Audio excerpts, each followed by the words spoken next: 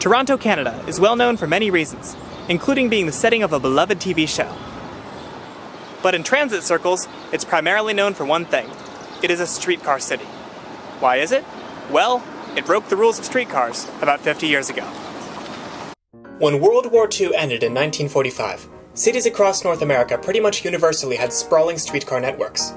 But over the next couple of decades, most systems would be closed and replaced with buses, as more and more people chose private automobile ownership over public transportation. Toronto was in no hurry to get rid of their streetcar network. As the lines around them closed, they bought up used PCC streetcars to bolster their fleet. You can ride these at the National Capital Trolley Museum near Washington, D.C., as well as on the M-Line trolley in Dallas, Texas.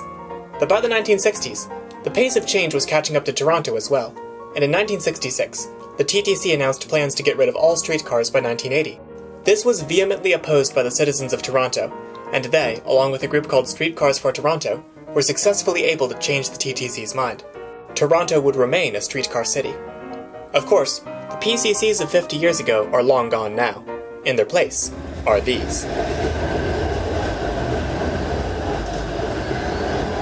So join me as I explore what a streetcar city looks like in the 21st century. Okay, we're waiting here on Queen Street for the 501. Streetcar stops usually have these cool little shelters. Some of them have displays showing when the next cars are arriving, but this one does not. Here's a map of the whole TTC network.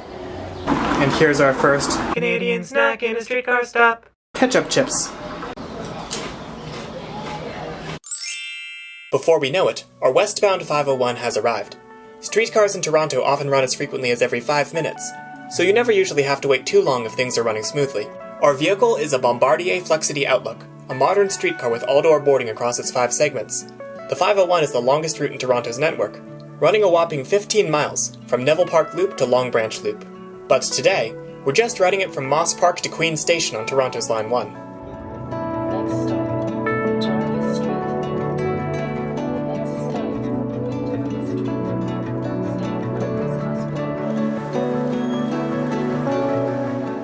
Toronto's entire streetcar fleet is wheelchair accessible, with low floors standard across its fleet.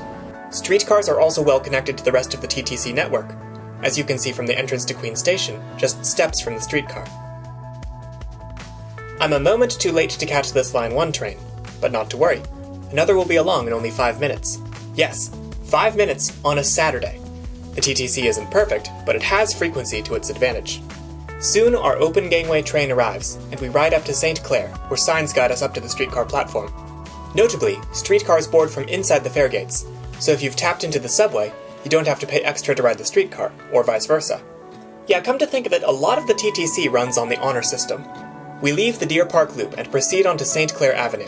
The 512 streetcar, which runs east-west along St. Clair, is detached from the rest of the streetcar network, though access tracks exist between it and the remaining lines.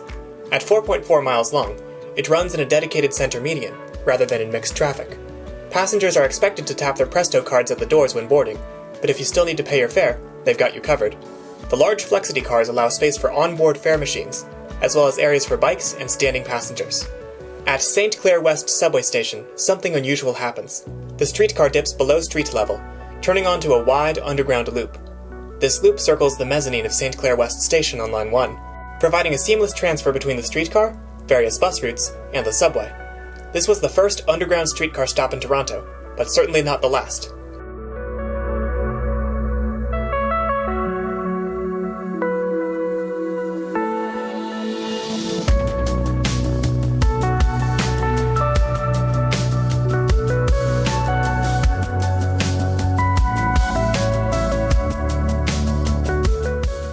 Union features an underground loop with a minimum radius of 48 feet, showing off how tightly the Flexity Outlook trains can turn.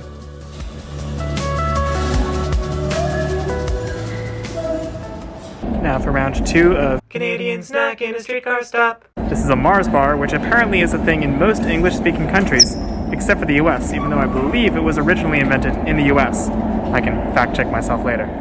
I was wrong. It was invented in England. We hop on board a 510 Spadina car and head south, jumping off one stop later at Queen's Quay, another underground station on the route.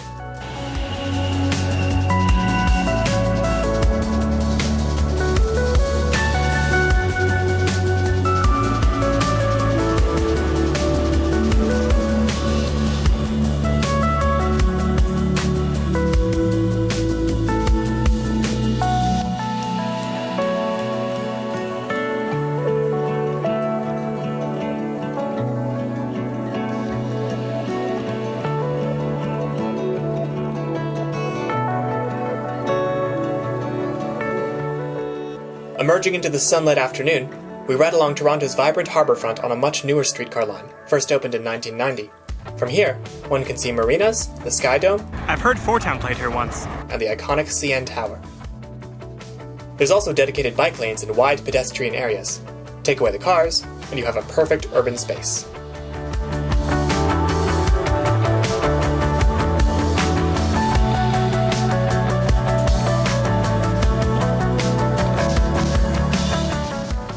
Now, back on the 510 Spadina, which runs 3.3 miles from Union Station north to Spadina Loop. Update. Somehow, I ended up in here. Side note, conquesting is never okay. Please respect transit property. I was invited inside the cab by a friend of the channel who drives for the TTC.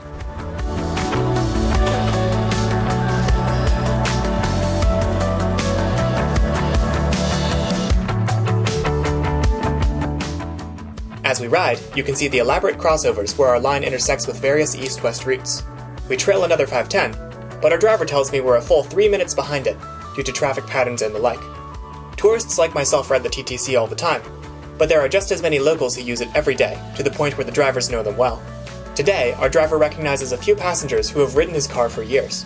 Since the cars don't have mirrors, live video feeds help the driver see his surroundings, with the image flipped to match what a mirror would look like.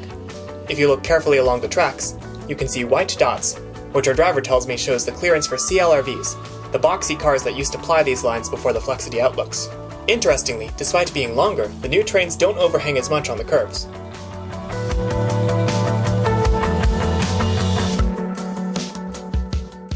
Looping around the University of Toronto's Eberhard Zelder Library, we dip into Spadina Station, which includes another underground interchange with Line 1 of the subway.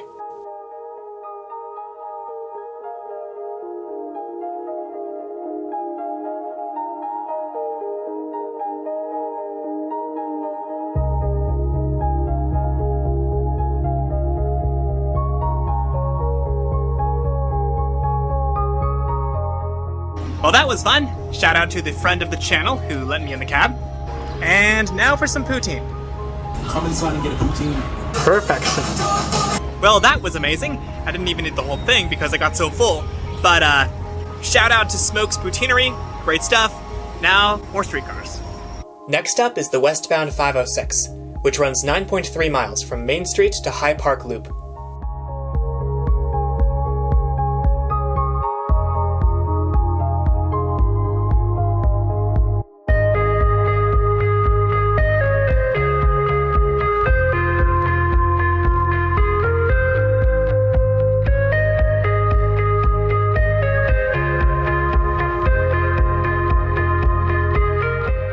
Leaving the denser core of Toronto behind, the line rides along the residential Howard Park Avenue, an unusual sight in the 21st century in places not named Media, Pennsylvania.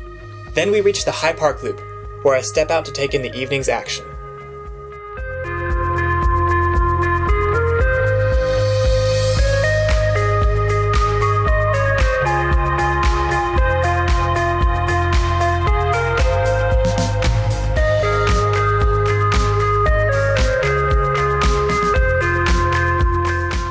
Now for a bus adventure to dodge some streetcar construction.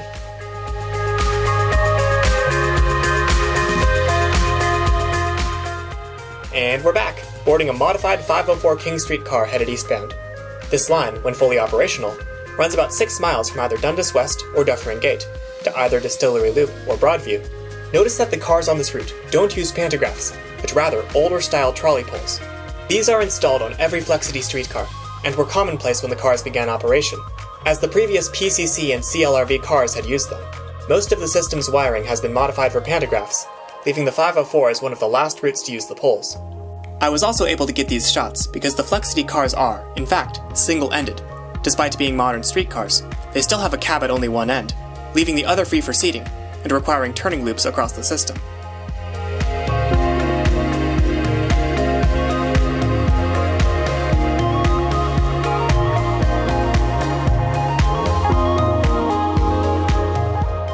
And that's all the streetcar action we have time for tonight, but we'll pick it right back up tomorrow.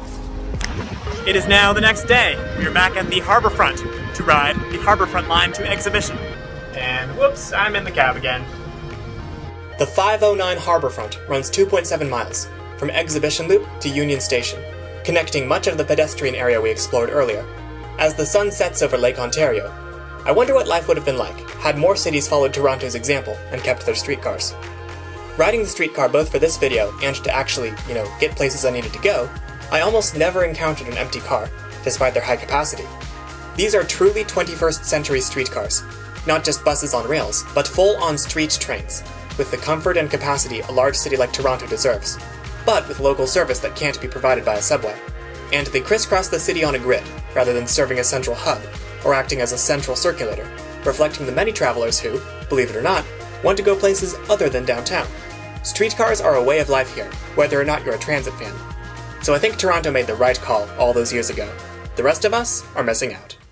And now another Canadian snack in a streetcar stop. Smarties, but these are not the Smarties that I grew up with in America. They are candy-covered chocolate, so basically M&Ms, but somehow completely different.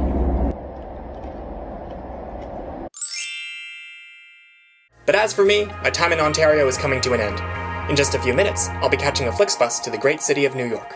Hope you'll join me there. Good night, Toronto!